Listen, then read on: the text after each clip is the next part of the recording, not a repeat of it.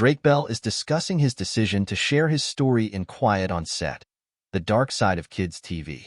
In a new episode of The Sarah Fraser Show, his first interview since the release of the bombshell investigation Discovery docuseries about Nickelodeon, the Drake and Josh actor explained why he decided to publicly open up about the sexual abuse he survived as a teen from Amanda Show dialogue coach Brian Peck for the first time.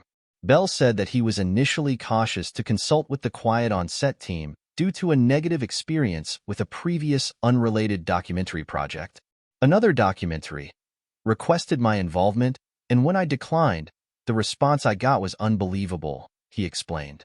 In the email, they said that people like me were the problem, and this is why things aren't going to change in the industry because people like you won't speak out and won't come forward. It was just all this shaming of me, not wanting to be a part of their documentary. So I've always been cautious and on edge whenever approached to talk about such a sensitive topic. The actor went on to detail how he was reluctant to even respond to the Quiet on Set team's inquiries, let alone consider participating in the doc. But the interactions he had with one of the directors, Emma Schwartz, set him at ease. She was very sensitive, and we kind of became buddies before I agreed to participate, he said. I could tell that she was coming from a genuine place when we started our back and forth, and it wasn't of an angle of, okay, what do I have to say to get him involved, and I'll just say what I have to say to convince him. I really felt a comfort with her. And so I said, if you're willing to come out to LA and sit down, at least I'll meet with you. Soon after meeting with Schwartz, Bell went to rehab to process some of his trauma. I just felt really comfortable in that interview, but I was going through so much in my personal life, and after that interview I ended up checking myself into rehab, he said. We were going through a lot of trauma therapy, a lot of group therapy, a lot of one-on-one therapy.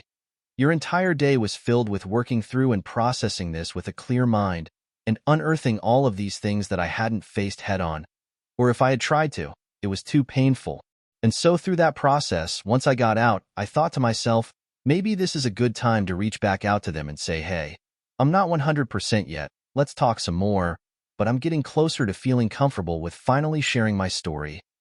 Bell also said that he was hesitant to involve his father, who had suspicions about Peck, in the documentary. My dad is a very emotional guy, and he has such a big heart, and I was very cautious about involving him, Bell explained. He realized, however, that maybe it would be cathartic and beneficial for my dad to be able to do the doc as well. I'm sure that my dad puts a lot of blame on himself, and I thought that this might be an opportunity for him to realize that, that it's one person's fault. The actor also said he hasn't been impressed with Nickelodeon's response thus far to the documentary, in which he detailed his role in helping lead to the arrest and 2004 conviction of his abuser.